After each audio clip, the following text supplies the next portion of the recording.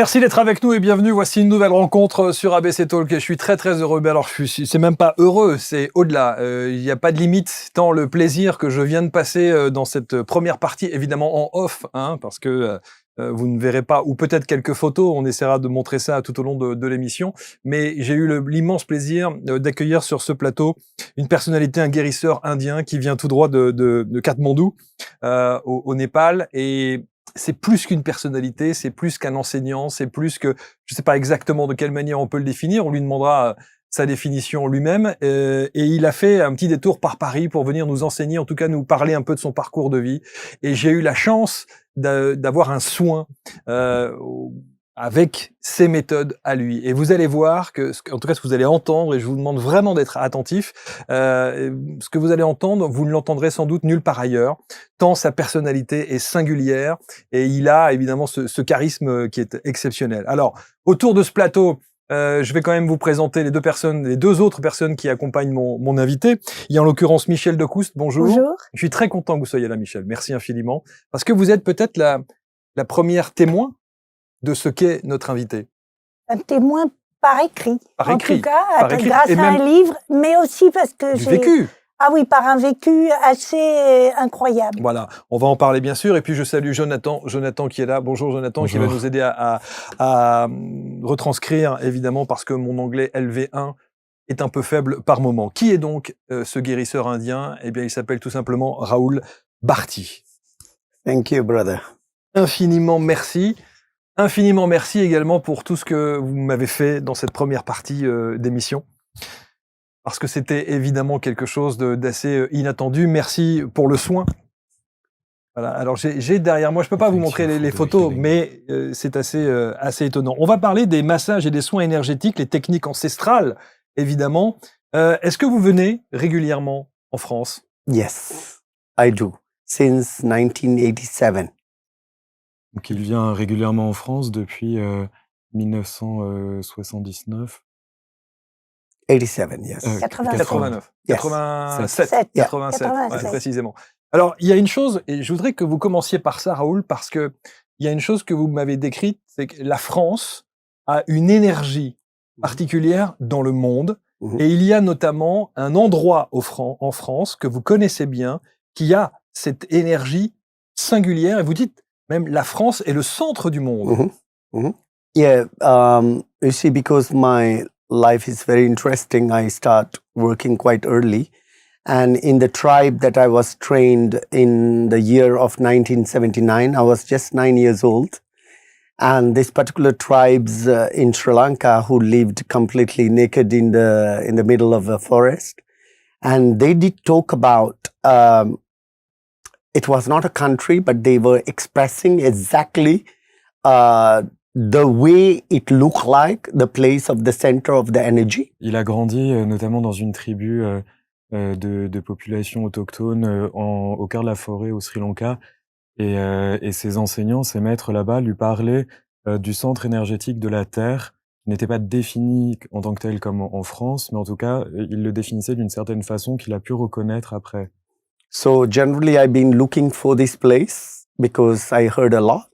And when I arrived into France, the first place was Sainte-Marie-la-Mer. Sainte-Marie-de-la-Mer. That was the first place. And then the second place I found it was in Carcassonne. Carcassonne. Yeah. And the third place was Avignon.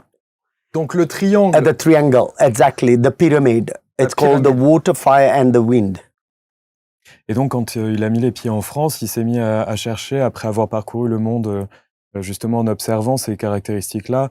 Il a posé le pied à Sainte-Marie-de-la-Mer en France, puis ensuite est allé à Carcassonne et Avignon, et a compris que ça faisait écho à ces enseignements-là, et que ça faisait référence aussi au feu, à l'air et à la terre qui étaient réunis à cet endroit. And I had no doubt that France was the center of the energy because I travel over 60% of the world and I've been constantly pulled toward France. Et pour lui, il n'y avait aucun doute à ce que la France soit ce centre énergétique parce qu'il a parcouru 60%, couvert 60% du globe dans ses voyages. Et il a toujours été attiré par la France. Et alors c'est vrai que c'est assez étonnant d'entendre ça, que cette France ait ce rayonnement-là et ce centre énergétique-là. On y reviendra dans un instant, mais vous allez voir pourquoi Raoul Barty est si fascinant. Déjà, ça commence par le tout début de votre histoire. Dès votre naissance, il y a une sorte de mystère qui entoure votre naissance. Yes, my life is a little bit like the life of pi, so when I tell the truth, people have difficulty to digest about it.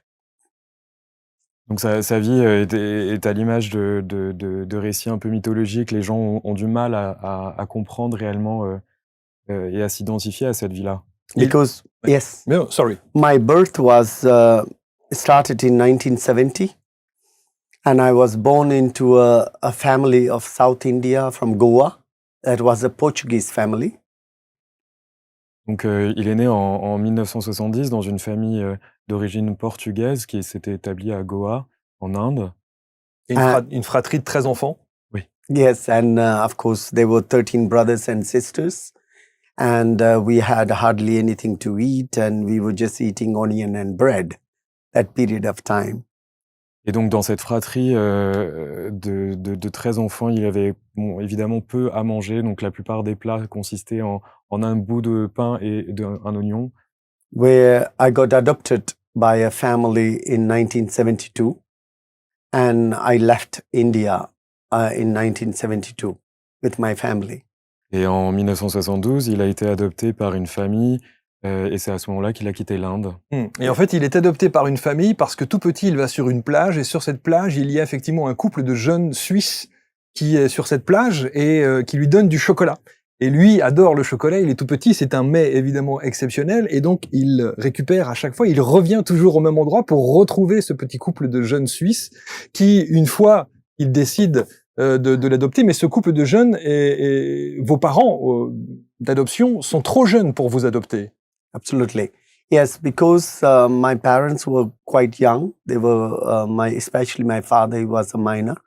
And, but they fell in love with me and they really decided to adopt me. And so they call their parents and say, okay, Rahul have to be our child. If I don't adopt him, we will never have children, Et donc c'est vrai que ses parents étaient trop jeunes, notamment son père qui était mineur.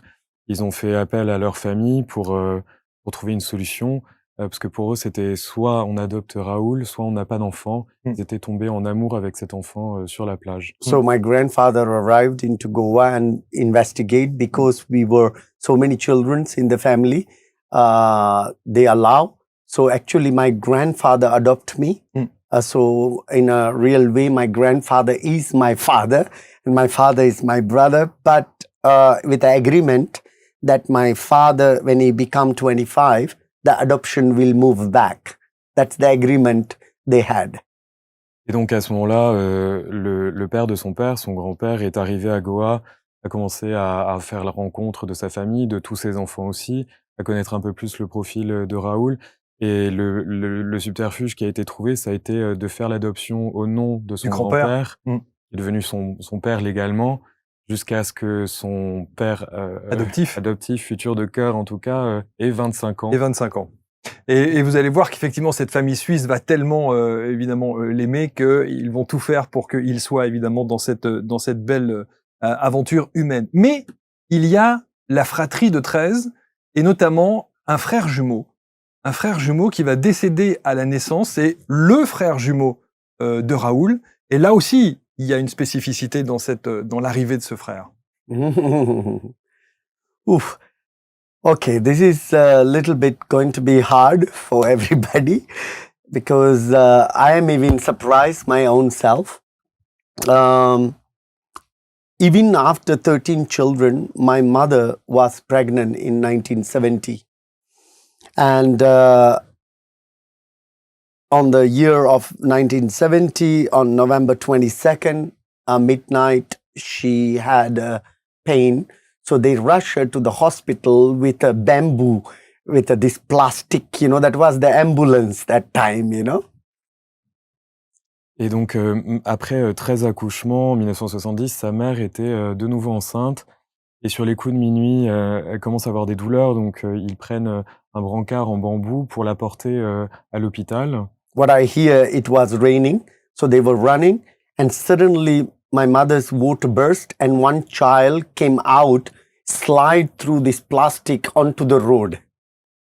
Et dans cette panique, ils étaient en train de courir sous la pluie, avec sa mère sur le brancard. Malheureusement, la poche des os, s'est rompue à ce moment-là. Un des bébés est sorti et a glissé à travers la bâche en plastique qui était couverte sur le bambou et est tombé sur le sol, comme So, ça. so they pick up that child. Exactly 2 minutes later, there was another one came out. Et donc ils ont évidemment ramassé, le nourrisson et 2 minutes après, le second enfant est second est sorti, arrivé. But the second one was crying, but the first one was not crying. So they were rubbing him, and they say he was blue. Et donc le premier enfant qui était tombé ne réagissait pas, il était bleu. Le second, lui, pour le coup, pleurait, et cetera. Donc pour essayer de ranimer, l'enfant, il commençait à le frotter, à lui mettre des fessées. And they rushed to the hospital, and the doctor declared that the first one was dead. Et donc évidemment, ils étaient en chemin pour l'hôpital et arrivés à l'hôpital, les médecins ont déclaré que le premier bébé était décédé. So they carry both the boys back home. It was almost 2 a.m. in the morning. And because they are Catholic, you know, they are Christians. And in their culture, that when a twins died, they don't separate the twins till the cremation. Et sur les coups de 2 heures, ils sont rentrés à la maison. À ce moment-là, ils ont porté le nourrisson, vivant et celui qui venait de décéder. Mais comme ils sont de culture, de tradition catholique et dans leur culture là-bas, ils ne séparent pas les jumeaux lorsqu'il y en a un qui décède. Donc ils les ont laissés ensemble pendant la nuit. So the one who died, they have decorated him, put clothes and everything. And the one who is alive was naked. So my mother would breastfeed the naked one and put it next to the dead one, so they stay together. Et dans cette culture-là, il est d'usage d'habiller le nourrisson décédé, de laisser l'autre, nu, contre le sein de la mère pour, commencer à le nourrir.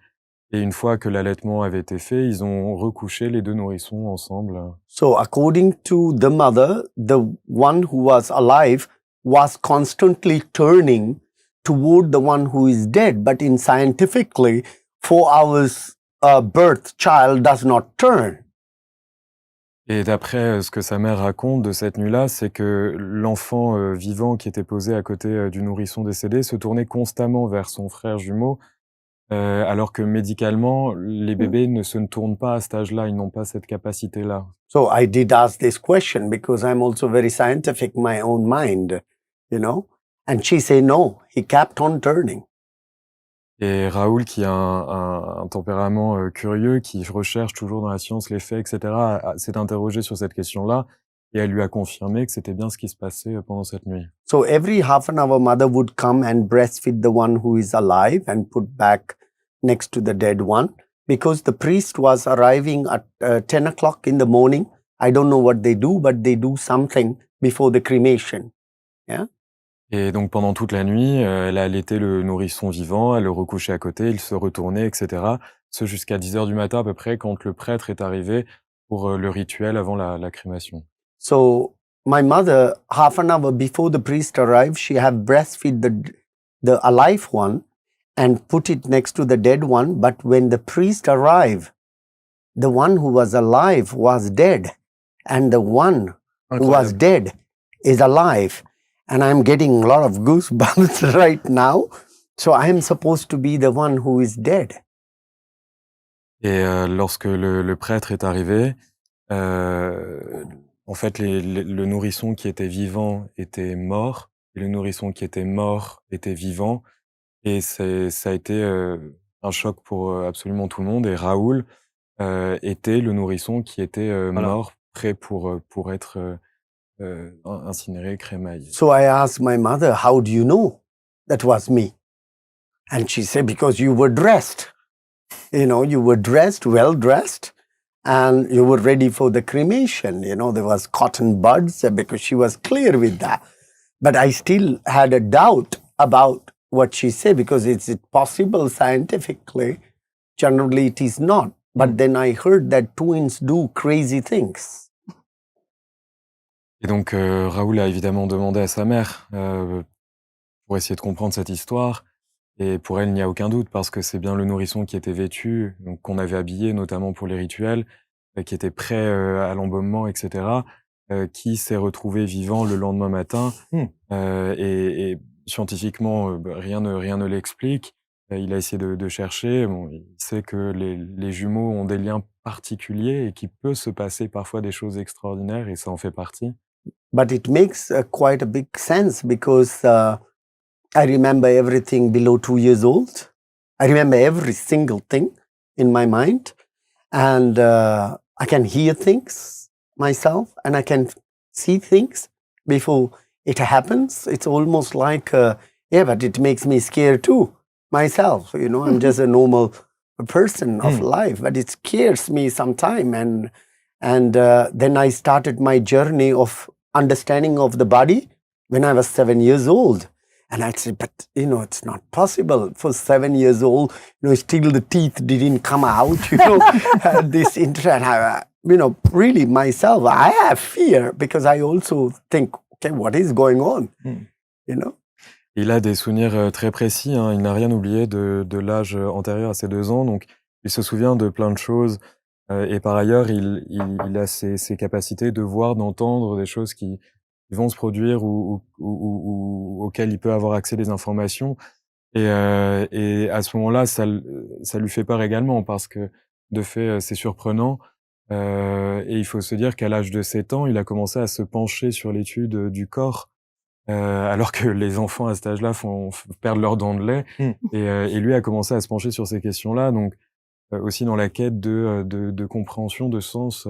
Mais dans la réflexion, vous dites que, Raoul, vous dites que vous pensez intérieurement que votre frère jumeau vous a donné sa vie. And in this quest of sense of meaning, you think that your brother gave his life to you. Yeah. I know one thing for sure from the very small age. I was never afraid, first of all. I never had a childhood friend. I never had toys. And I felt that my brother, he have exchanged his soul with my physical body. So I don't know, I feel like I am on 2 in 1. Do you understand? But it's really sometime in the medical science, we call it as a split personality. So I have 2 people, you know, and I think, okay, you know, I don't know which one is which one. But amazing harmony. I really feel that he gave his life to me because there's something that I need to do in this life, you know, that something I need to discover or something like that. I have no clue about it. Et c'est vrai qu'enfant, il n'avait pas spécialement de compagnons, pas d'amis, assez solitaire, isolé, replié, etc. Et puis, par la suite, il a commencé aussi à comprendre et à ressentir qu'il avait une espèce de double personnalité au sein de lui. Et par le biais de ses recherches, a compris que probablement l'âme de son frère avait rejoint ce corps-là, et comme ça, ils cohabitaient à 2 de manière très harmonieuse et très apaisée aujourd'hui. En tout cas, vous l'aurez compris, c'est un parcours de vie qui commence d'une manière assez atypique. Dès l'âge de 7 ans, effectivement, Raoul va commencer à s'intéresser aux soins, il va suivre. On a le sentiment, et après je passerai la parole évidemment à Michel Decouze, qui nous expliquera la rencontre qu'elle a eue avec Raoul et la manière dont Raoul l'a accompagné, parce qu'aujourd'hui c'est un guérisseur indien qui est reconnu quasiment dans le monde entier, qui est extrêmement pudique, qui est extrêmement réservé, qui n'est pas très très médiatisé. C'est pour ça qu'on est très très fiers de l'avoir sur ABC Talk. Et le fait est que, encore une fois, il faudrait une émission de 4 heures pour rentrer dans le détail de toutes les rencontres qui ont jalonné la vie de Raoul Barti. Alors, ce qui est important aussi à savoir, c'est que aujourd'hui, Raoul, dès tout petit, sait qu'il veut aider les autres et guérir. Yes. And my father also said to me that I was always going and being with people who are kind of downfall in their life. And he said that I was always hugging them and yeah, I would always disappear from the place and be with somebody who have a problem. That's what he said to me, you know. Et c'est vrai qu'en fait, son père lui raconte que dès le plus jeune âge, Raoul s'échappait comme ça de l'attention de ses parents pour aller vers les personnes en besoin qu'il allait croiser dehors et aller les réconforter, essayer de leur apporter un soutien. Mmh. Et quand je parle des rencontres qui ont jalonné la vie de Raoul, c'est assez étonnant. Il y a cette anecdote avec ce vieillard qui est dans la rue, qui est aveugle, et que Raoul rencontre. Il est tout petit, enfin il est pas très vieux, 14 ans. 14 ans, voilà, grosso modo. Et il dit à ce vieillard, il lui dit, mais il ne voit rien pour le coup puisqu'il est aveugle, et il lui dit, mais qu'est-ce qui te rend si heureux? Ça, toi. Et la réponse est étonnante. Okay, it's a little story. Yeah. Okay. You see, I mean, after I finished my studies from 1979 to 81 in Sri Lanka, I started with Gypsy, and then I went to be with native of the nature. You know, I lived there for about 1 year. Then I came to India, Kerala. I started working with Veda. It's called the science. Then I went to Ayurveda. Then I came back to Thailand in 84. And I felt that I don't have enough knowledge. I need to learn more. Donc, comme il expliquait tout à l'heure, il a vécu dans la jungle au Sri Lanka, où il a beaucoup appris. Ensuite, il est allé en Inde, dans le Kerala, où il a appris l'Ayurveda, enfin le Veda puis l'Ayurveda. Et ensuite, il est parti en Thaïlande pour continuer sa formation. Et c'était à l'âge de à peu près. What was your age when you arrived in Thailand? 84. That Donc I en was 14. 1984, il avait 14 ans. And I said to my father, Papa, I am young and I want to learn more. I really want to know everything about human body, what's happening, why we are here, what's the concept of this journey of life. And my father supported me. I think it's because I was adopted also. Et à ce moment-là, il a demandé notamment à son père de lui donner l'opportunité de tout apprendre, de tout connaître du corps humain, du fonctionnement du corps humain. Et son père a validé cette volonté-là, notamment peut-être parce qu'il était aussi adopté. Et ça, il s'est lancé dans cette quête-là. Il a continué, en tout cas. And he said to me, Rahul, good teachers are not being found in the city. You have to go and hunt for them. Et son père lui a dit notamment, tu sais Raoul, les meilleurs maîtres, les meilleurs enseignants ne sont pas dans les grandes villes à t'attendre, il faut parcourir le monde, il faut aller à leur recherche. So I take my backpack with one toothbrush, toothpaste, my pants, and I went for teacher hunting. Et donc à 14 ans, il prend son sac à dos, et il met un pantalon, sa brosse à dents, une petite serviette, et il part à la quête au maître. And somebody said to me, they are great teachers in Koh Samui and Kopangan. These are 2 islands. Et des personnes lui avaient parlé de 2 îles, Koh Samui et Kapanga, sur lesquelles on pouvait a priori trouver des enseignants. So I arrived into a place called Suratani. That's where the night boat goes to these 2 islands. Et il se rend à un endroit qui s'appelle Suratani, qui est un port duquel part le bateau pour aller sur ces îles-là. So I arrived and it was 3 o'clock, but the boat leave at 5. Et donc il arrive très tôt, le bateau devait partir à 5 heures. And then I bought my ticket, and for the waiting, I was on a bench. And in Thailand, it's very famous this what we call as banana on a barbecue. You know, they are very famous there. So I buy some and I start just eating that. Et donc il arrive là-bas, il achète son ticket pour embarquer sur le bateau. Et en Thaïlande, on prépare ces petits mets comme ça dans la rue, de bananes frites comme ça au barbecue. Et il s'en achète une petite brochette et il commence à la manger sur le port. And on my left side, about 20 meters, there was a man with a begging bowl, with a beautiful fixed smile. People give him, he's smiling. People don't give him, he's still smiling.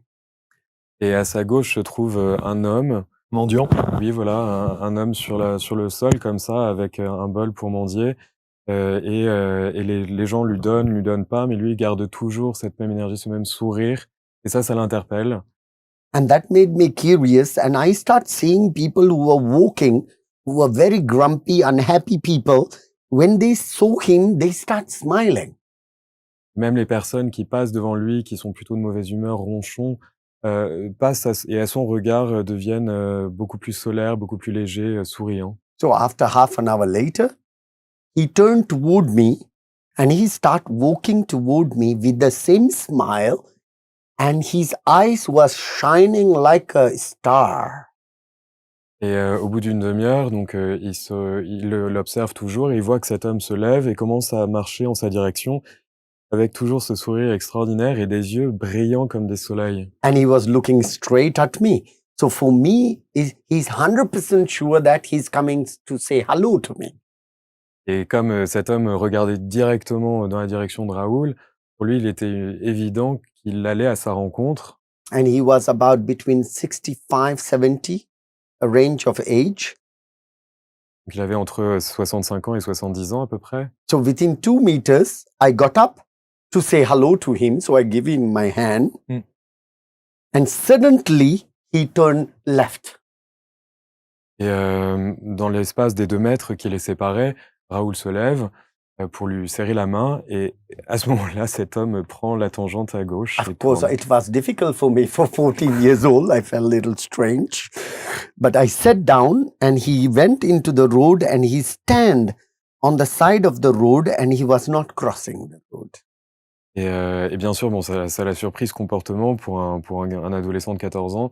Et donc il le regarde, il reste à sa place et il voit que cet homme s'avance jusqu'au carrefour, mais reste devant sans traverser. So I thought, okay, it's normal because in Thailand we have a lot of tuk-tuk, you know. I think, okay, the traffic is busy, elderly person, he takes time to cross. But after 10 minutes later, he's not crossing. Et donc il observe, il attend, etc. Et il se rend compte que cet homme-là ne traverse pas. Alors ce qui peut s'expliquer par le trafic avec tous les tuk-tuk, les voitures, etc. Et au bout de 10-15 minutes, il n'a toujours pas traversé. Donc il s'interroge un peu. While I'm talking to you, I'm actually living that moment right now. You know, I'm just visualizing everything. Il revit la situation. Yes. And then in my mind, I say, this man have to be a blind man. Et donc à ce moment-là, il se dit que cet homme doit être aveugle nécessairement puisqu'il ne traverse pas. Because he's neither looking left, neither looking right. He's looking straight. So he have to be blind. Et par ailleurs, il ne regarde ni à gauche ni à droite, et il n'avance pas, il a le regard fixe en face, donc il doit être aveugle. So I walk toward him, I give him my hand, he grabbed my hand, and we start crossing the road, and he pressed my hand like this, and he said, "You are a healer." Mm. Even now I get goosebumps, you know. How Évidemment. did he know that I was a Il healer? l'a senti. I asked him, and he said, "I can feel you." Et donc en se disant qu'il était aveugle, Raoul s'avance vers lui pour l'aider à traverser, donc il lui attrape la main, il commence à traverser, et à ce moment-là, cet homme qui avait serré fort sa main contre lui dans la sienne, lui dit « Mais tu es un guérisseur ».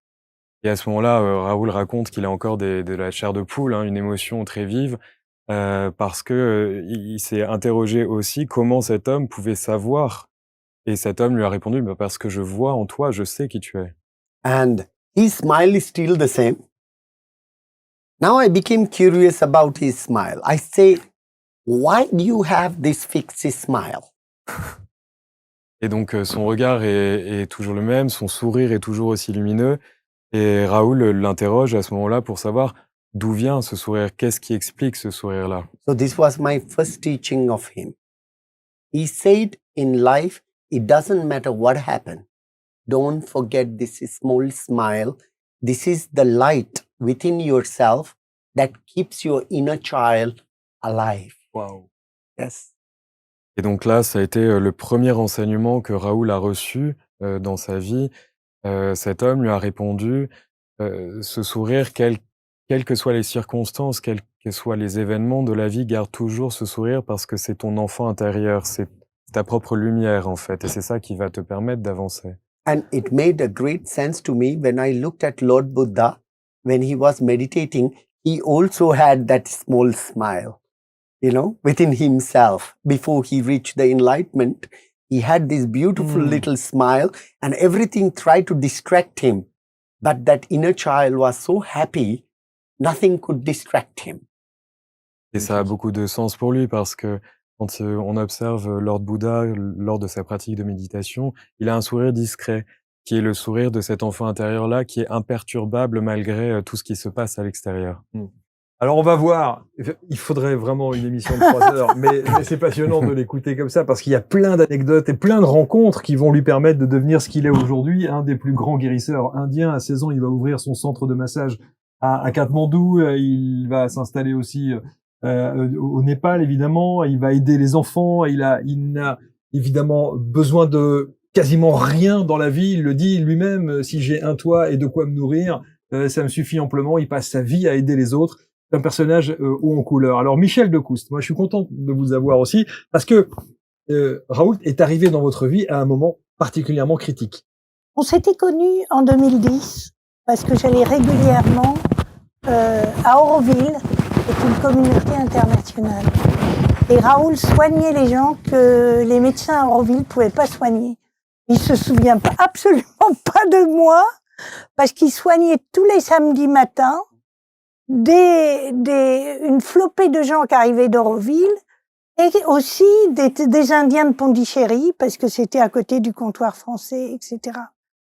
Et moi, il m'avait soulagée d'une hernie discale, double hernie discale, avec des ventouses et avec des manipulations. C'est le soin qu'il m'a fait juste avant cette émission. Et je le sens encore dans le bas du dos, ça chauffe bien comme voilà, il faut. Hein. Ça marche. Et ça marche très bien, ça marche admirablement bien. Mais il s'en souvient plus parce qu'il soignait tellement de gens. Mais dès qu'à Auroville, il y avait des cas très durs, même s'il y avait des bons médecins à Auroville, le samedi matin, Raoult nous accueillait gratuitement dans ce qu'on appelait la Maison Rose. Et c'est là que j'ai rencontré d'ailleurs son père adoptif. Et puis, donc, après, je reviens à Paris. Et puis, il se trouve que je tombe dans une dépression très grave en 2019, suite à toute une série de deuils. Et puis aussi à quelque chose qui me ramène à des blessures profondes d'enfance. Et je pense qu'il y avait un livre qui avait été publié par un Américain il y a 25 ou 30 ans, qui s'appelait « Le barreau manquant de l'échelle ». Et ça expliquait que quand on grimpe les barreaux d'une échelle, sans réparer un barreau qui est cassé, etc., la vie peut vous faire redescendre complètement en bas pour que vous répariez le barreau manquant. Or, pour moi, le barreau manquant, c'était quand même des blessures d'enfance et de rejet, d'abandon, voilà. J'avais jamais voulu voir parce que j'étais une battante, je faisais des films, des livres, tout marchait bien. Puis cette série de deuil plus manque de sommeil, burn-out, tout ça me ramène à la case départ et je finis en clinique psychiatrique. Et quand j'en sors, je commence par me faire soigner par l'aptonomie, une psychanalyste aptonomiste, donc par le toucher qui répare aussi ce qui a manqué, c'est-à-dire le bercement, le contact, la caresse, les câlins, voilà. Donc, tout ce que vous n'avez pas eu. Tout ce que j'avais pas eu. Mais c'est pas suffisant, mais c'est un chemin très intéressant et assez rare. C'était une psychanalyste qui était aptonomiste. Et Raoult repasse par Paris et la jeune femme et amie qui l'héberge s'appelle Élodie et elle me dit « Raoult est là, il est à Paris ». Et je lui dis tout de suite « Je veux le voir ». Parce que j'étais encore sous très haute dose de médicaments, j'en avais pour 6 mois. J'étais très ensuquée et je me disais je vais pas m'en sortir parce que le plaisir, j'arrivais à dormir, mais le plaisir de vivre était parti. Je retrouve Raoult qui plus ou moins se souvient, mais à peine. On discute. Il s'aperçoit que j'ai toujours eu des projets dans ma vie parce que je suis une artiste, j'ai filmé, j'ai fait des conférences, j'ai dirigé des collections à la Revue Autrement. Enfin, j'ai toujours été hyper active. Et au bout de 2 soirées de discussion, il me dit tu vas écrire ma biographie.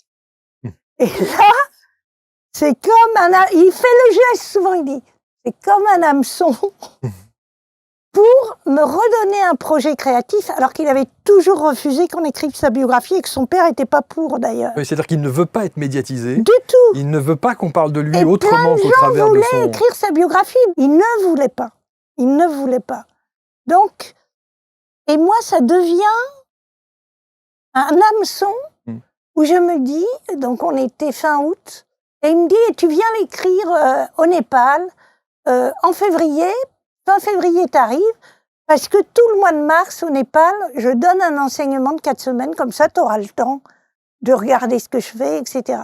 Covid. Et Covid. Et là, il dit, on était 12, ceux qui veulent partir repartent, ils prennent le premier avion consulaire, et ceux qui veulent rester, et ben c'est maintenant.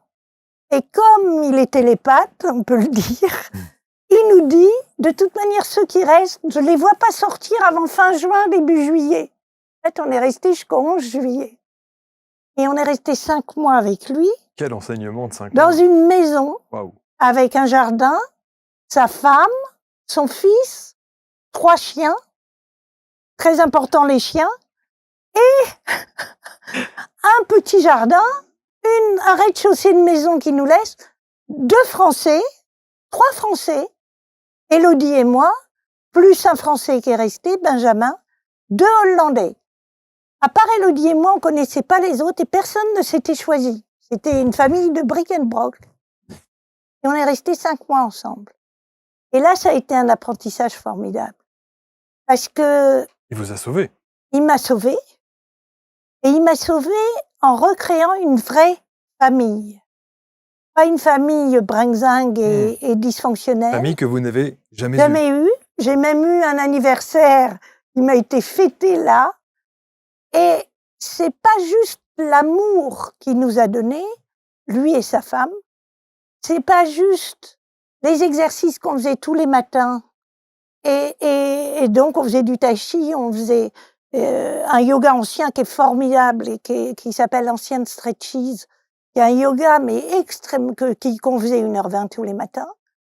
Mais il nous a appris, ce que je trouve très intéressant, il nous a appris à réparer nos racines, à réparer les liens familiaux, sans rien attendre de l'autre côté.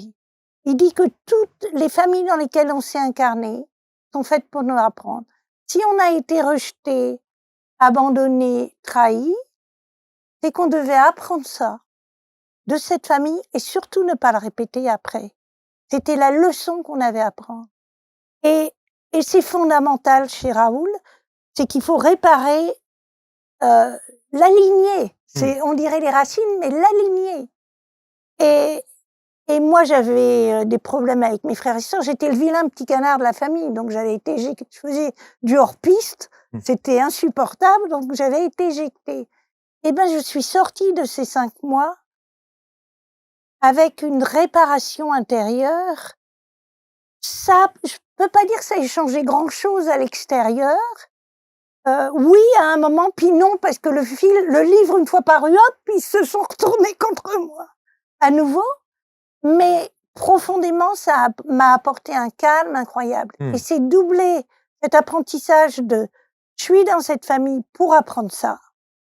Ne plus rejeter, ne plus souffrir, de se sentir abandonné. Et apprendre à s'aimer soi-même sans attendre d'avoir l'amour du regard de l'autre, mais en se l'offrant à soi-même, ça a été absolument fondamental.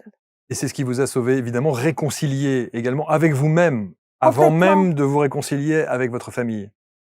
C'était la suite. La suite. Et après, ça se passe ou pas, mais on a fait sa part. Absolument. Et no expectation aussi en anglais, il disait toujours aucune attente. Il faut tout attendre de soi. Et il l'applique dans le domaine psychologique, énergétique, mais aussi il l'applique dans la santé. C'est-à-dire, non seulement il faut apprendre à se guérir soi-même de ses blessures et pas accuser les uns les autres, mais il faut aussi s'auto-guérir. Il faut apprendre à soigner son corps.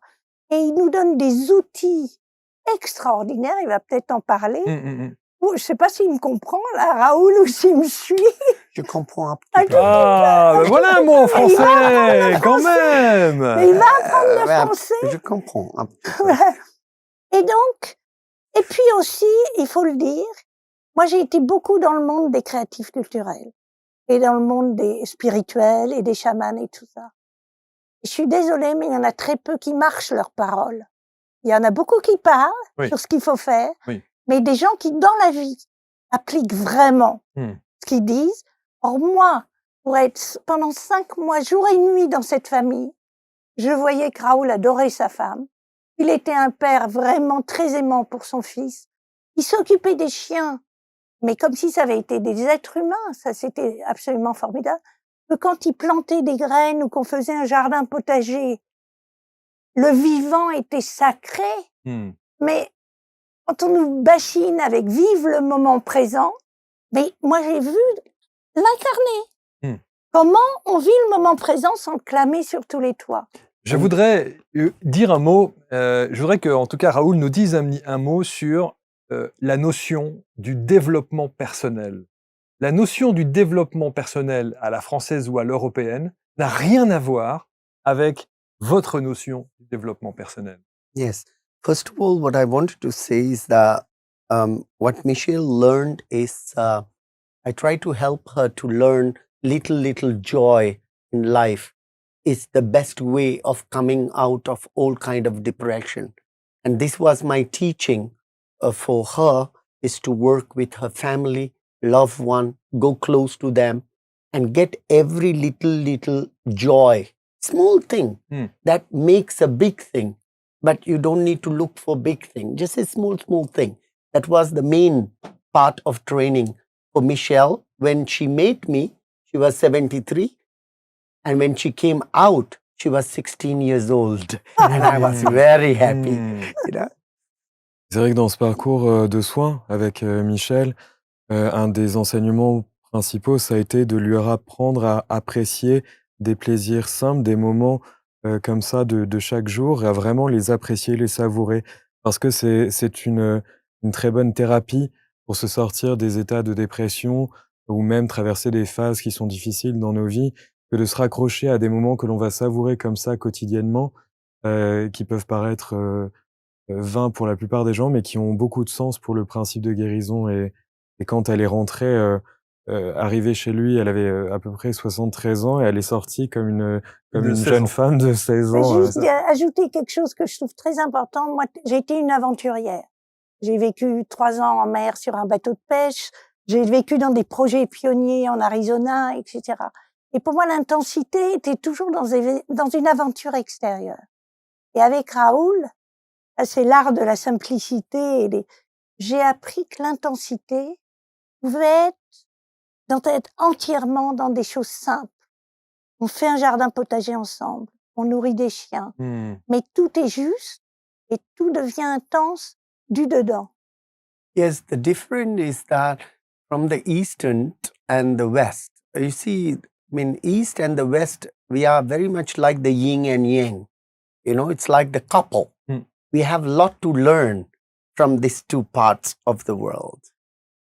C'est vrai qu'il y a des différences entre l'Est et l'Ouest, l'Occident, l'Orient, et se dire que c'est comme le yin et le yang qui ont tout à apprendre l'un de l'autre pour recréer cette harmonie et ce partage-là. So whenever we hear about West, we see it as a heaven. For us, it's a heaven.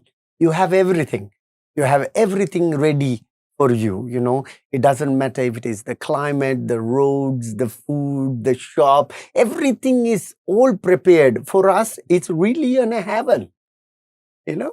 Et c'est vrai que d'un point de vue de l'Est, de l'Orient, on se retrouve à fantasmer l'Occident comme un paradis sur Terre où tout est abondance, où les climats est plutôt chaleureux, bon pour vivre, pour cultiver, où on a à manger, on a à boire, où les infrastructures sont là, chose qui n'est pas développée partout en Asie. Like in Asia, you know, we have no time for depression. You know, we have no time. Even when the depression comes, we say out. You know, I'm very busy. You know, I have things to do. I have family to take care. You know, I have a job to do. I have to fix the water. You know, the government is going to give water at 5 o'clock. I have to be there. So depression is out of question in the East, you know. C'est vrai qu'en Asie, dans l'Est, on n'a même pas le temps de traverser une dépression parce que toutes les préoccupations du quotidien, les difficultés rencontrées, il faut aller chercher l'eau délivrée par les municipalités à telle heure, il faut aller réparer telle chose, faire trouver à manger, etc. Ce sont d'autres préoccupations qui immédiatement à la dépression de s'installer. The different I feel that in the East, people are truly living life. They are living life. They have no time to complain because nobody going to help them, neither government, neither anybody. So there is no purpose of complaining. You have to move yourself. Otherwise, or you live or you die. There is no other ways. Et oui, You know? clairement. C'est vrai qu'à l'Est, on n'a pas le temps de se complaindre, d'être comme ça, à ruminer, etc. Il faut absolument passer dans l'action parce que de toute façon, personne ne va venir s'occuper de vous. Et soit vous passez à l'action et vous survivez, soit vous restez dans votre coin et malheureusement, vous ne s'en sortez pas. In the West, it's that maybe our life is so simple and I think our mind overtake because everything is ready. I'm sorry to say everything is ready here. So the mind is start thinking and it want more and more. It's never enough. So I think this is somewhere they are not enjoying the moment. They are living in the future or in the past. And in the East, they only live in the moment because they don't know if they will have any food for the night or not. On ne se rend pas compte de ça, Yes. évidemment. Et c'est vrai qu'en Occident, on a le temps, en fait, de se préoccuper, de ruminer et de tomber aussi malade dans la dépression, etc. Parce que tout est à portée de main, l'ennui peut exister aussi, alors que en Orient, en tout cas en Asie, on a l'urgence de trouver des réponses immédiates à des besoins immédiats, et de fait d'être dans l'action et d'être dans un instant présent, à ne pas savoir si le soir on aura de quoi souper, si le lendemain matin il y aura encore un toit sur notre tête. Et c'est ce qui décrit comme étant fondamentalement différent culturellement aussi, dans l'approche de ce moment et de cette joie de vivre. Et le Népal étant le 123e pays le plus pauvre. Ouais, c'est ça. 30% des enfants et 30% des personnes âgées vivent dans la rue. Ouais. Hein, au Népal, 40% des femmes sont torturées et mises à la porte une fois mariées. Et la dot est récupérée par le mari. Enfin, on sent bien que voilà, c'est ce qui est dit sur la situation au Népal. Et c'est ce que j'expliquais d'ailleurs hors antenne à Raoult en lui disant qu'on a, nous, parfois, de notre côté, et de notre côté de vie privilégié, parfois, on a une notion du Népal avec quelque chose de très angélique, avec voilà, des moines bouddhistes. Le pays des dieux. Le pays des dieux, etc., etc. Et plusieurs fois, des gens qui sont allés au Népal nous ont dit, mais attendez, c'est plus comme ça du tout. Les enfants marchent avec des chaussures américaines que l'on connaît bien. Ils ont tous les derniers téléphones. Il y a des 4x4 partout au Népal. Enfin, je veux dire, c'est plus tout à fait le même. Katmandou et un certain quartier de Katmandou. Bon, certains quartiers en tout cas. Mais on pourrait pas, on n'imagine pas le Népal de cette manière-là, la plupart du temps. Alors, sur la notion du développement personnel, je voudrais que vous nous donniez, Raoult, votre définition du développement personnel à vous. You see, I have a simple saying. First of all, nobody care about your problem. It's your problem. It's your pain. And it's you to change that. Nobody will come there to save you from your problems. Mhm. So it is very important that you to find out in yourself, what do you want to do now? What's the change that do I need to create to change myself? Et donc il a une phrase comme ça qui l'assène un peu à tout le monde, de dire que vos problèmes sont les vôtres, que personne va venir vous sauver, personne va venir s'occuper de vos problèmes. C'est à vous de prendre acte par rapport à ces problèmes-là, d'être dans l'action pour pouvoir changer, entreprendre ce qui doit être changé pour aller mieux et aller de l'avant. Parce que dans l'attente d'être sauvé par quelqu'un d'autre, malheureusement, ce sauveur-là n'existe pas, si ce n'est en nous-mêmes. The reason I'm talking about this, that out there are thousands of people who don't know what to do for their problems or for their issues. A simple message from me is that accept the past as a learning procedure. Congratulate yourself that you came through a big tsunami to be where you are now. So you should be very proud of yourself and use that experience to live in the moment and also to continue. C'est vrai que dehors, il y a des millions de personnes qui souffrent, et qui ne savent pas, quoi faire pour remonter la pente, pour s'en sortir ou pour, tout simplement changer, aller mieux et aussi des conseils qu'il, délivre, qui sont simples à appliquer, c'est de reconnaître le passé pour ce qu'il est en tant que source d'enseignement, d'expériences enrichissantes et structurantes de l'individu et que ces enseignements-là, il faut au contraire se féliciter de les avoir acquis à travers des expériences parfois douloureuses, qui représentent des bouleversements terribles dans la vie.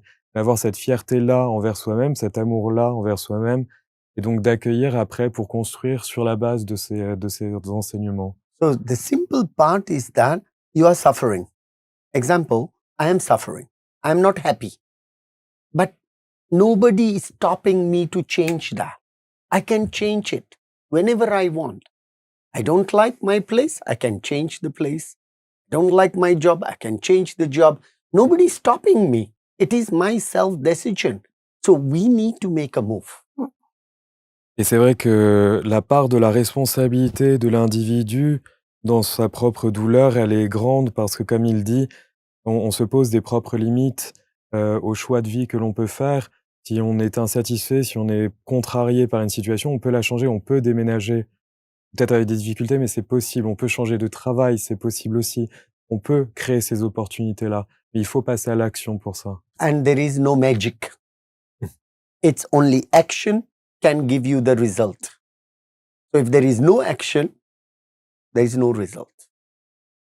Et évidemment, c'est pas un tour de magie. La vie ne prend pas un tournant comme ça. Tout ne se résout pas immédiatement, mais c'est à travers l'action, l'effort d'entreprendre et de faire que les résultats commencent à se porter. C'est pour ça que lorsque vous le rencontrez et que vous êtes dans cette phase de dépression, et c'est le discours Tout qu'il de vous suite. tient? Et comme je suis une artiste, il choisit quel type d'action. Comme je suis une artiste, tout de suite, il dit, mais elle a non seulement écrit des livres, mais elle a accompagné des gens pour écrire des livres. Je suis dans l'écriture, dans l'image, etc. Tout de suite, il me donne ça. Alors qu'il avait refusé jusqu'à présent absolument à tout le monde d'écrire une biographie. Et en fait, bizarrement, cette biographie s'est transformée puisque je suis restée 5 mois. Il m'a dit à un moment, mais je vais te donner des éléments de ma vie, mais tu vas surtout raconter ce que vous venez de vivre depuis 5 mois. Et au fond, c'est devenu l'histoire d'un collectif de bric et de broc qui s'était pas choisi, dont certains avaient parcouru la planète et d'un seul coup se retrouvent dans une maison, un jardin minuscule et qui réapprennent les choses simples de la vie et à s'entendre entre eux avec un jeu que je trouve très intéressant que Raoul appelait le jeu de la vérité, le truth game. Et qui était fondamental parce que quand on vit confiné comme ça, surtout pour des grands voyageurs, à un moment, on est les uns sur les autres, et à un moment, on dit des choses dans le dos des autres, etc. Et Raoul était intransigeant là-dessus. Et ce jeu de la vérité, la règle, c'était quoi?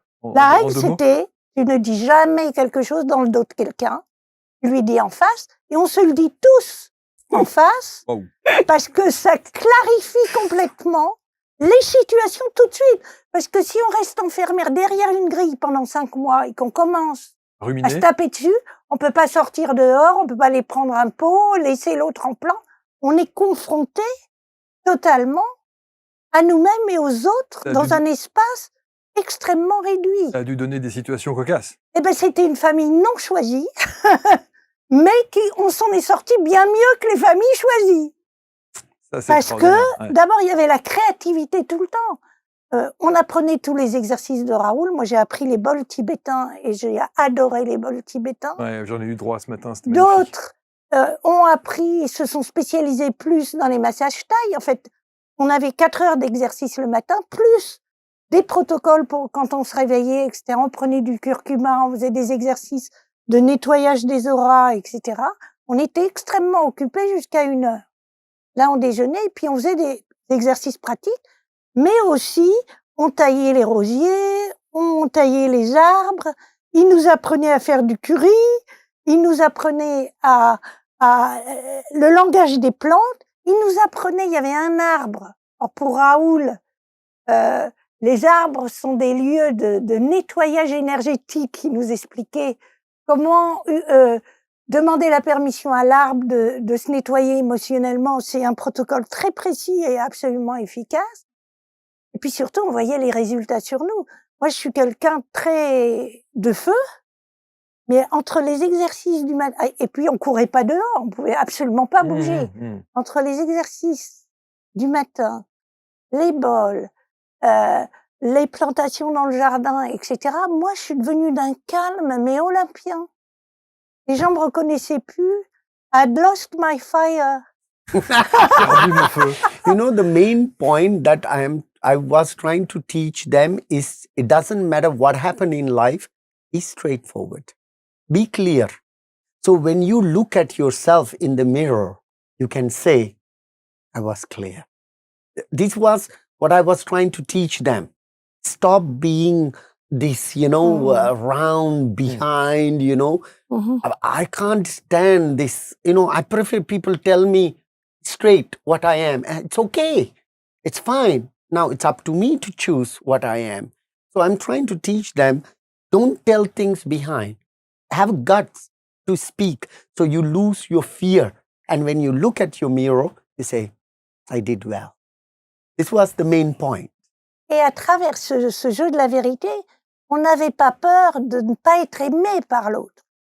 Parce que quand on commence à s'aimer soi-même, on peut complètement être soi-même, ne pas avoir peur de dire à l'autre quelque chose qui fera qu'il va vous rejeter. On n'a plus peur du rejet. Et il nous a appris à nous aimer nous-mêmes, chacun, et parce qu'on a tous changé, et à ne pas attendre d'être validé par l'autre, qui est une autonomie affective formidable. Surtout quand on vient d'une enfance fracassée. Et on était la moitié d'entre nous qui venaient d'une enfance fracassée.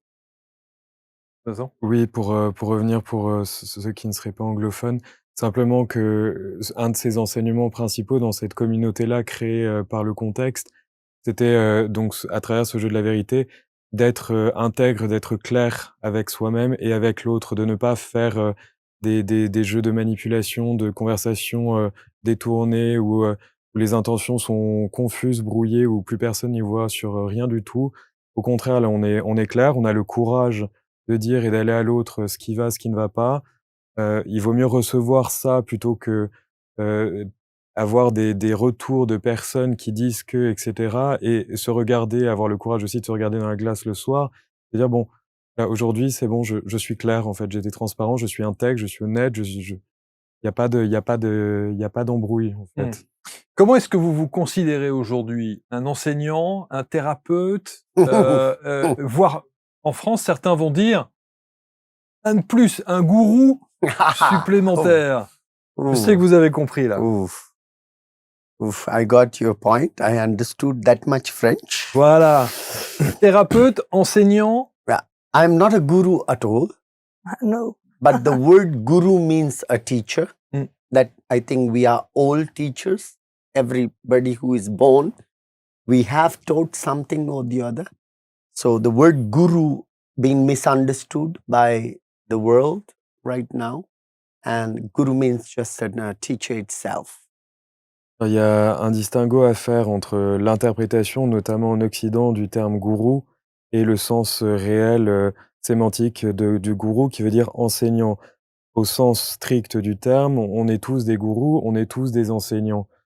En revanche, dans le sens de l'interprétation qu'on en a faite, lui ne se définit absolument pas dans ces mouvances-là. En revanche, oui, c'est un enseignant, mais au même titre que tout le monde ici dans cette pièce. So my part is that because since I was a child, I am very curious about what is happening in our body, our mentality. Nowadays you look, 7 years old child is under depression and with antidepressant pills. And the child say, I don't want to live this life anymore. So imagine in 50 years, what's going to happen to our young generation. So I'm trying to help people to learn simple things in life that makes them happy. That's what I'm trying to do. Moi, je dirais que Raoul est un maître de vie. Pas un gourou, pas un chaman, Mmh. ça n'a aucun intérêt. Pas un Mais guérisseur, pas un maître de vie. c'est Il est tout un à la fois en maître même de temps, hein. vie. Oui, oui, bien sûr, bien sûr, Mais bien de sûr. vie, de nous apprendre à nous guérir nous-mêmes, Mmh. etc., de nous montrer des chemins. Et uniquement, ce qui est passionnant chez Raoul, à travers sa propre expérience. Mmh mh. Il n'enseigne jamais ce qu'il n'a pas expérimenté lui-même. Auparavant. Mmh. C'est ce qui rend tout intense, dense, vrai, et qu'on peut appliquer à soi tout de suite. C'est Jonathan? vrai qu'à travers sa propre expérience, dès le plus jeune âge, il a toujours cherché à s'intéresser à la nature humaine, à la compréhension du corps humain et des interactions, et cetera, pour aider. Et aujourd'hui, c'est ce qu'il veut traduire dans ses enseignements, c'est-à-dire d'apprendre à chacun des choses simples qui peuvent vraiment faire la différence au quotidien, que ce soit dans les comportements, dans des habitudes de vie, dans des soins à faire, et c'est ça qu'il essaie vraiment d'enseigner. Ça, ce n'est pas forcément extravagant, ça peut être des choses très simples du quotidien. Alors, pas extravagant, mais avec des résultats incroyables. Oui, C'est-à-dire qu'il y a des choses et il y a des vidéos, si vous tapez évidemment le nom de Raoul sur internet, vous verrez, il y a certaines vidéos, il y a un film d'ailleurs, qui est un petit reportage qui lui a été consacré. Là, on s'adresse à des gens qui ont des pathologies extrêmement lourdes, que Raoul accompagne. Ce sont des gens qui sont, handicapés, qui sont, sclérose en plaques, qui ont des cancers, paraplégiques, qui ont des débuts de cancer et autres. Ça va Raoul? Yes. It's okay for you?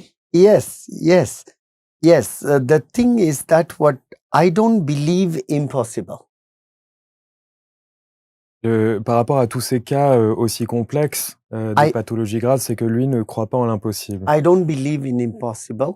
If you have the will of recovery or fight, you boost up your immune system. But if my clients or my patient or somebody who is not well is not confident, I cannot do anything. Et donc c'est vrai que le travail avec le patient, enfin avec la personne qu'il va accompagner, ça est basé beaucoup sur l'état d'esprit de cette personne-là, sur sa volonté de s'en sortir aussi. Parce que sans cette volonté, cet état d'esprit, lui ne peut pas faire de miracle. Donc c'est vraiment un travail de binôme très, très symbiotique entre lui en tant que thérapeute et la personne atteinte d'une maladie, plus ou moins complexe. And if they don't give up, I will never give up. I am like that. Et aussi longtemps que la personne en face tiendra et sera motivée à se battre, lui sera toujours derrière et à pousser, à accompagner. On a vu d'ailleurs une vidéo hors antenne avant de commencer l'émission où Raoul suit depuis plus d'1 an, voire 2 ans, certains patients qui sont atteints de Absolument. maladies sévères. Une sclérose en plaques où le type était condamné dans l'année qui Où suivait, on lui dit vous ne remarcherez plus jamais. et on le voit grimper les escaliers, et ça atteignait, en plus la sclérose atteignait sa respiration. On le voit grimper 2 par 2 marches.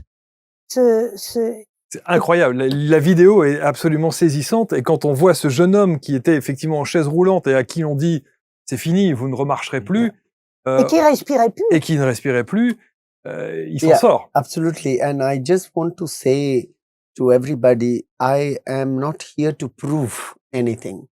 That is not my part. And I'm very grateful to the science, the medical science, everybody. But the idea is that how we can work together to help somebody to get their life back. I'm just giving confidence. That's what I do. I keep on saying, allez, allez, allez, keep going, you know. This is my job. And the people keep moving. And the recovery, it's happening. And I don't want to say it is my doing. I think it is more about the person will that brings them back the confidence that they have. Et donc il n'y a pas enfin, il n'y a pas de miracle comme il dit, c'est un travail personnel, de la part du patient d'être dans cet état d'esprit de combativité, et de la même façon qu'il n'y a pas d'opposition avec la médecine, occidentale, par exemple. Au contraire, un travail main dans la main Complémentaire. tout à fait, entre les médecins, les services médicaux, et cetera, l'accompagnement thérapeutique que lui va fournir, qui est aussi un accompagnement au quotidien moral, au-delà de techniques, et cetera. C'est aussi un accompagnement moral de pousser, d'aller de l'avant et de ne jamais renoncer, ne jamais abandonner. Vous pensez, sincèrement, du fond du cœur, vous pensez qu'on peut solutionner, régler tous les problèmes de santé que nous avons avec la volonté et votre accompagnement? Yes. The first thing, the only way you can fight against any kind of virus or problems in your body is when your immune system is very high. Donc la première chose à savoir, c'est que pour lutter contre toute maladie bénigne ou virus, etc., dans le corps, c'est avoir un système immunitaire fort. So the point is that how do you make your immune system strong? Et donc, corollairement, comment renforcer ce système immunitaire? First thing, why we are so depressed nowadays? Depression is a big problem in the world, and Alzheimer is the big problem now. Et donc, par exemple, si on prend le cas de la dépression aujourd'hui, qui est une véritable pandémie en soi, pourquoi il y a autant de patients en dépression et pourquoi aussi on voit autant d'augmentation de cas d'Alzheimer? Or high sensitivity. You know, high sensitive people, Ou des personnes qui vont avoir une sensibilité exacerbée, par exemple. it's connected with our sleep. Our sleep is a big problem now in the world. Et donc ça va être directement relié en général au Ouais. sommeil, qui est un vrai problème. So earlier you sleep. Early means before 9 or 9. C'est ça. That's how we all used to live before the light, before the computer, before the mobile. We all listened to a story from our grandparents. At 8:30, we all used to sleep.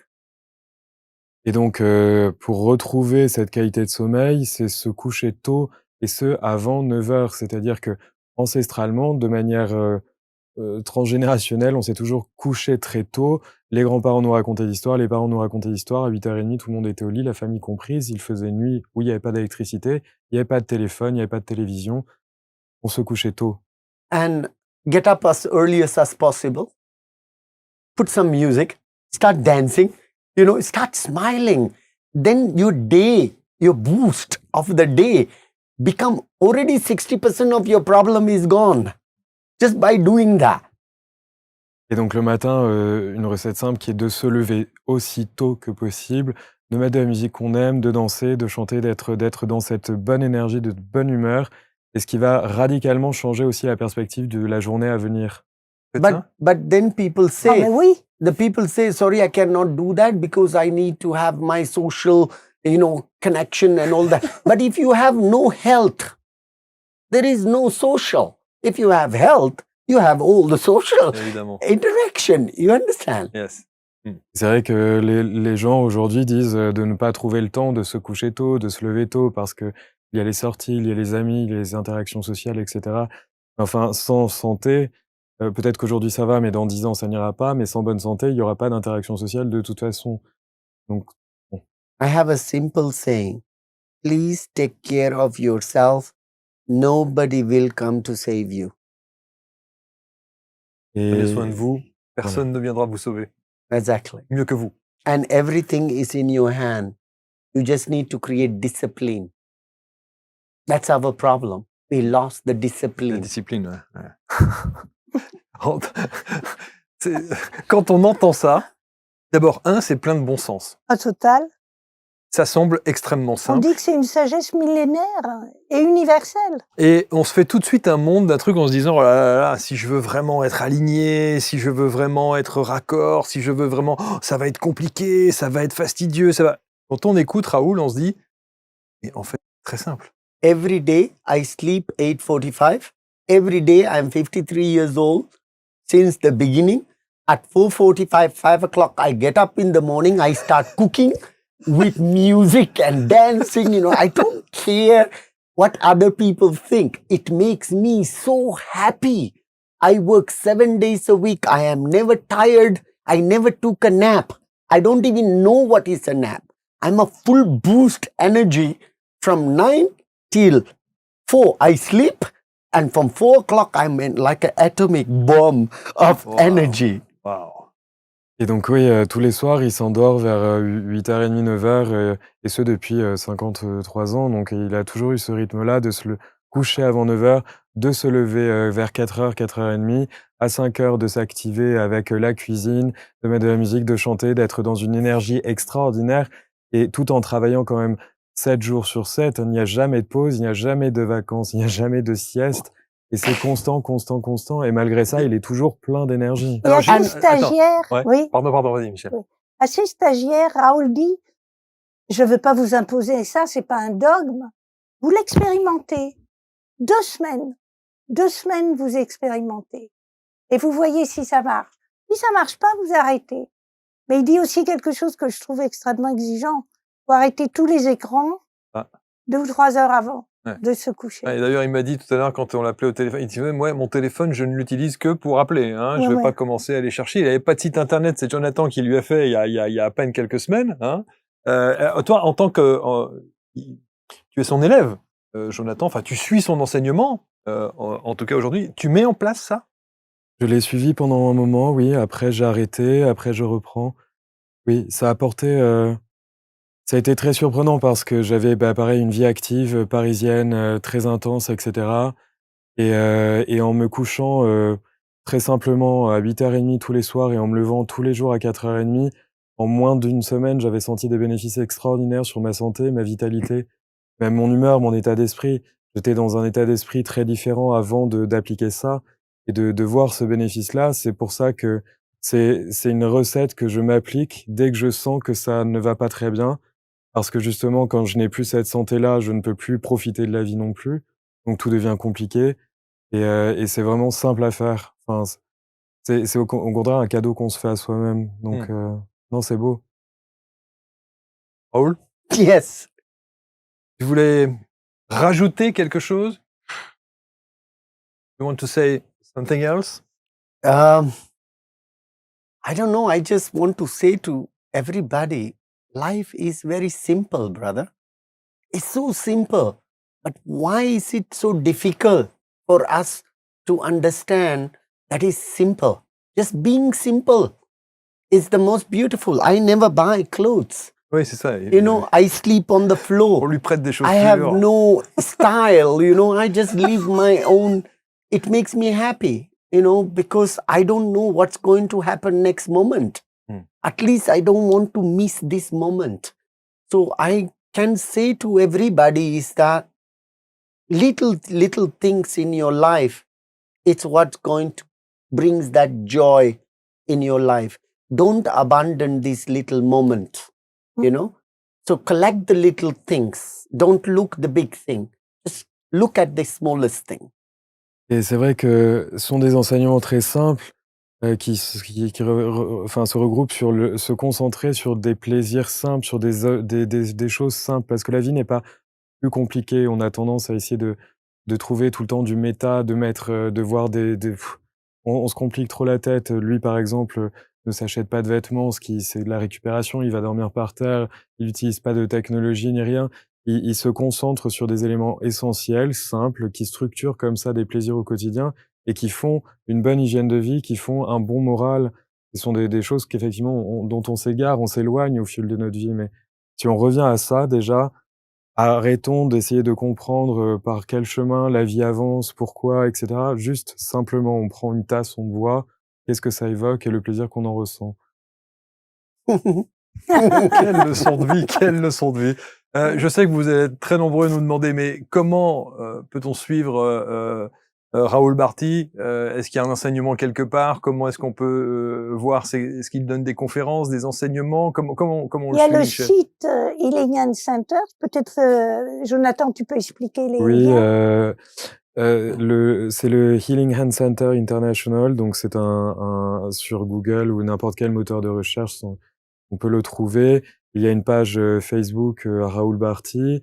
Il y a une page, oui également, une page Instagram depuis peu, alors qui est en restructuration, en amélioration. Voilà, c'est un travail aussi. Mais tout ça s'accompagne, notamment par exemple Elodie Dulac en France qui a son site qui référencie aussi et avec tous les stages, il y a encore des stages qui ont lieu en France jusqu'à fin octobre, fin septembre, à Cadenet, à Perpignan. On va mettre les liens de toute façon sous la vidéo. Voilà. Vous avez tous les liens qui vous permettront de rentrer en contact. Il y en a qui sont pas pleins, notamment Perpignan, c'est un lieu magique, c'est pas encore plein. Et c'est Élodie qui a fait tout le... Vous aurez toutes les dates. The main thing is that first I need to say thank you to everybody because they are all so beautiful. They're creating things because I had no Facebook, no Instagram. It was just 1 or 2 years ago. All my friends and my team say that, Rahul, it's important that you give this information to people, because if you die, then this will disappear. And that made me feel, yes, they are correct. So now they all coming together to do something, but I have no clue about internet. I don't even know how to use email in the computer. I am just a zero on everything. On peut être bon partout. Hein. Il a déjà une autre expertise, c'est déjà bien. Effectivement, vous l'avez compris, il n'est pas très réseaux sociaux, il n'est pas très nouvelles technologies, il vit d'une manière extrêmement simple. Vous avez utilisé, Raoul, un mot death, la mort, et vous m'avez dit quelque chose hors antenne. Vous m'avez dit, effectivement, moi, je vis chaque matin en me réveillant en me disant, waouh, je suis en vie. You see, what we forget is one day is one life. Ce qu'on a tendance à oublier, c'est qu'une journée représente une vie en soi. If you understand one day, you can understand whole your journey of this life. Et donc, de la même façon que si on comprend une journée, on va pouvoir comprendre toute notre vie. Everything going to be exactly the same, but with more developed, more colors, more different shape, but it's the same element. Et c'est vrai qu'il va y avoir des changements de contexte, de couleurs, de saveurs, etc. Mais en réalité, ce sera toujours la même chose, grosso modo. For me, when I get up in the morning, for me, it's a birth. Et donc, quand il se lève le matin, pour lui, c'est vraiment une naissance. Thank you. And the moment I go to sleep, we don't like to call us death, we call graduation. I like more the word graduation, because death is very hard, Et donc, le matin, en se levant, il remercie, il est plein de gratitude pour cette nouvelle journée, pour cette nouvelle vie. Et le soir, la notion de mort, le mot mort est un peu trop dur. Voilà, un peu dur, un peu final. Ouais. Et il préfère cette remise de diplôme, cette passation, cette graduation. But we are not sure when we go to sleep, we will get up next day morning. Oui. We are not sure. Et c'est vrai que le soir, en se couchant, on n'a aucune certitude de se lever le lendemain. But we still put alarm clock. Mais on va toujours mettre un réveil. In my language, it's called hope. Et dans son langage à lui, c'est ce qu'on appelle de l'espérance. So it's beautiful to live moment to moment, day to day. Et donc c'est pourquoi il est nécessaire, il est très beau de vivre moment après moment, jour après jour. I have 3 questions every morning. Since 45 years. I ask. Donc depuis 45 ans, tous les jours, il se pose 3 questions le matin. First, who am I? Donc qui suis-je? I don't want to know. I like surprise, Donc ça, il ne veut pas le savoir, il préfère les surprises. And what is my mission? Quelle est sa mission? I don't want to know, because I like surprise. Pareillement, ne pas le savoir parce qu'il aime les surprises. Today is my last day. How do I want to live? Et se poser la question, si aujourd'hui c'est notre dernier jour, comment veut-on le vivre? And that I do every morning without fail. I start my day with these 3. Et donc depuis 45 ans, à se poser ces 3 questions tous les matins. And every night I go to sleep, I say thank you for all the knowledge of the day. Et tous les soirs, en se couchant, de remercier pour tous les apprentissages de la journée. Mais sinon, sur les 3 questions, vous ne voulez toujours pas savoir. And on the 3 questions, you still do not want to know anything. No. Because I like surprise. Life should be a surprise. Ouais. Et il disait, son maître aveugle disait, il faut enlever 3 mots. Why, how and when. These are 3 things that I don't work in my life is why, how and when. It's confuse your brain. It's not important why, how and when. It agitates you. It's curiosity. Wow. That's not my part of living life. C'est vrai que donc de ces enseignements, notamment de ce maître aveugle dont on a parlé dans l'interview, les 3 questions de pourquoi, quand et comment reviennent constamment dans nos journées, Ouais. ça, il les évince immédiatement parce que ça crée de la confusion, ça crée de l'anxiété, ça ne crée rien de bon. Le pourquoi, le comment n'a pas d'importance. Donc voilà. What else? Comme dirait l'autre. Je voudrais vous montrer le livre de Michel de Coust, Être vivante, la chute et l'envol. Oui. Vous, Ouais. c'est votre histoire. Ouais, ouais. Hein, vous commencez Sur 2 ans. si bas 2 ans. pour évidemment être la femme Ah oui, puis épanouie c'est que vous êtes solide. aujourd'hui. Puis c'est solide. Et c'est solide, Les ouais, ça tient. fondations Oui, ça tient. sont solides. Ouais, ça tient. And Que- I think it's good, brother, to give our public Ouais. a small tip of what they can do, especially if their digestion system, Ok. if it is good, Okay. their immune system boost. So I recommend in the morning, the first thing when they get up, to have 1 liter of warm water with half a teaspoon of curcuma, with half a teaspoon of salt, mix and drink like a cup of tea. Okay. Within 1 hour, 1 liter before you start your food. Waouh, faut pouvoir ça. Oui, un conseil, marche. mais Ça marche. c'est très efficace, hein. Un conseil pour booster le système immunitaire et notamment aussi solutionner des problèmes de digestion ou autres, c'est de prendre le matin à jeun 1 litre d'eau chaude, d'y mettre une demi-cuillère de curcuma en poudre, une demi-cuillère de sel de table, de bien mélanger et après de boire ça comme ça pendant 1 heure en gros, avant de commencer la collation, le petit déjeuner ou autre. Why is that? marche. One second. Why is that? Because our intestine are 7 meters long. Et ça fonctionne parce que l'intestin qui fait 7 mètres de long Ouais. au moins. And our food is full of grease. Mm. And it have grease because in the night our body become cold. Et cet intestin-là, il est plein de graisse qui viennent des aliments, parce que le corps se refroidit dans la nuit, donc la graisse déposée par les And aliments. this is the creation of gastric problems, acid, major problems. It's because of that. Et donc les problèmes de digestion, les problèmes d'acidité, les problèmes gastriques viennent notamment de ces excès-là pendant la nuit. So hot water melt the grease in the morning. It clean the grease.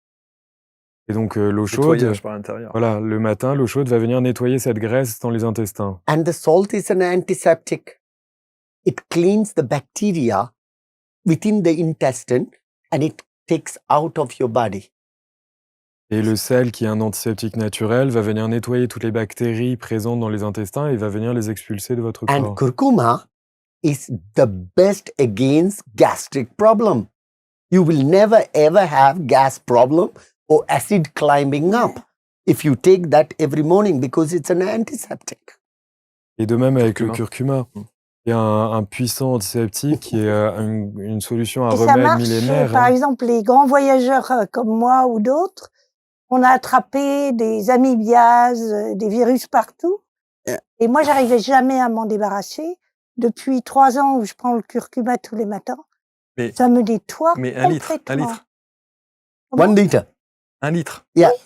Because your body require minimum with this temperature, example of 25, 29, minimum 2.5 liters water per day you need. Oui, Our mais- breath loss half liter, sweat lost about 1 liter. So, but some people don't like the taste. But we say anything that tastes good is not good for your health. Everything that doesn't taste good is actually excellent for your body. Et 1 litre, c'est important parce que bon, le corps a besoin de 2-3 litres par jour selon le climat. Ici, il fait bon, donc on peut estimer au moins 2 litres, sachant que par la transpiration, par le souffle, on perd déjà quasiment 2 litres. Donc, c'est important de suivre ça. Et d'autant que les personnes vont se plaindre voilà, du goût, parce que le curcuma, c'est un goût particulier fort, parfois dans l'eau, mais c'est excellent pour la santé. Et justement, c'est ce qu'il sûr. disait, c'est tout ce qui est bon n'est pas forcément bon pour notre santé. C'est sûr, Yeah. c'est sûr. And even now, the medical science have said that curcuma is excellent for cancer cells. Yeah. They even talk about that now. So imagine if it is good for cancer cell, what it can do in your digestion system, you know? Et c'est vrai que les recherches montrent aussi que le curcuma peut avoir des effets bénéfiques sur les cellules cancéreuses. Donc, on s'imagine bien, du coup, le bienfait sur l'organisme entier. Un litre, vous l'envoyez Non, tous j'y les matins? arrive pas. Moi Non, non je vais plus, pas moi, mentir, c'est j'y pas arrive possible, c'est pas pas. possible. Bah, Mais au moins, disons, entre 50 centilitres et puis après, on s'y habitue. Oui, non, mais j'imagine qu'on s'habitue. But the people who doesn't want to start with 1 liter, please, even just 1 cup. Ok, Voilà. ok, déjà ça. Ok. Ouais. Ok, Even déjà one ça, parce cup. qu'un litre au That- réveil, avec du Even curcuma. 1 cup. I Ok, do 2 ok, liters. ok. Myself, 2 Yeah. liters, yeah? Every morning. Generally, yes, but my intestines are quite clean now. Ok, you know, ouais. so I take a little break. Ouais. But people who cannot do 1 liter, Ok, just 1 cup ok. with a quarter teaspoon of salt and quarter teaspoon of Curcuma. curcuma and just drink in Okay. the morning. Ok. That will make a huge difference because this is your engine. If this engine is not well, your whole mind will not function. Ok. C'est extraordinaire. Yeah. Oui, Le parce pivot. que pour les gens qui auraient un peu peur de ce litre d'eau à boire comme ça à jeun, de commencer déjà par une tasse. Mm. Une Donc grande tasse. Voilà, vous faites la même préparation pour garder les proportions, mais vous la versez dans un mug que vous allez boire comme ça et donc prendre l'habitude petit à petit de se soigner. Voilà. Some people may not like because they don't like yellow teeth. Huh? They say the turmeric powder sometimes it make yellow. But you know, yeah. Entre avoir les dents un peu teintées et un estomac parfaitement en état, enfin un estomac, les intestins parfaitement en état, il n'y a pas photo. Bon, en tout cas, on va vous mettre les liens pour qu'encore une fois vous ayez toute l'actualité de Raoult avec les différentes conférences, stages, séminaires, comment on appelle ça d'ailleurs Stage. Stage. Et il y a aussi, il faut rajouter, il y a des open days, c'est open house, où il accueille la veille du stage, généralement 4 ou 5 heures, des gens qui veulent poser des questions, et il fait certains soins aussi quand il le sent, quand il se sent appelé à soigner, parce que il voit très vite ce qu'ont les personnes, comme une espèce de scanner immédiat. Ah bah je vous confirme, c'est-à-dire que je suis arrivé dans le studio, j'ai salué Raoult, il m'a dit problème au dos L4, L5, S1, alors on va faire ça direct, ça a été le scan immédiat Yes. et on a fait le soin avant. Je ne sais pas comment vous remercier. Yes, I just want to say to everybody that on Jonathan and all the team have made a Instagram. Yeah. And on the Instagram, there are beautiful videos about back problems, depression, breathing. So it's called, I think, the Healing Hand, International. the Healing Hand Center Facebook and Instagram, the Healing Hand Center International. If they go there, they can find lots of videos that they can benefit. But never themselves. never after 8 p.m. All right. Pas d'écran. Yes, yes. Ok. I kick all my friends out at 8 o'clock. I kick them out of the house. Merci infiniment, Michel. Thank you. Merci. Je rappelle, je vais rappeler également votre ouvrage qui est ici, Être vivante, la chute et l'envol. Quand est-ce que vous repartez là-bas? Ah ben, en novembre, sans doute. Ouais. Et parce qu'il y a tout cet apprentissage qui évolue tout le temps. Ouais. Et puis, des gens du monde entier, c'est passionnant. Il y avait en novembre 15 nationalités. Et c'est là qu'on s'est connus avec Jonathan, fait des rencontres magnifiques aussi. Voilà. En tout cas, vous êtes face à l'homme qui vous a sauvé. Absolument. Merci Thank you, Jonathan, thank you, merci thank you, infiniment. Jonathan. Merci Merci. Raoult pour cet enseignement. Merci. you, brother. La prochaine fois que vous venez en France, vous parlez français. Ah, oui, Ah.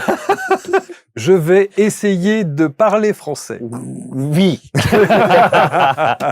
Merci. Thank you, Merci, brother. merci, Merci à merci, toi. merci, merci Merci. infiniment. Passionnant cette rencontre, elle restera marquée dans les enregistrements que l'on propose sur la chaîne et je sais que vous prendrez plaisir à la commenter et à la partager. Regardez les liens juste en dessous de la vidéo. Et merci à tous d'être venus et de nous avoir suivis. À très bientôt pour une prochaine rencontre. Salut.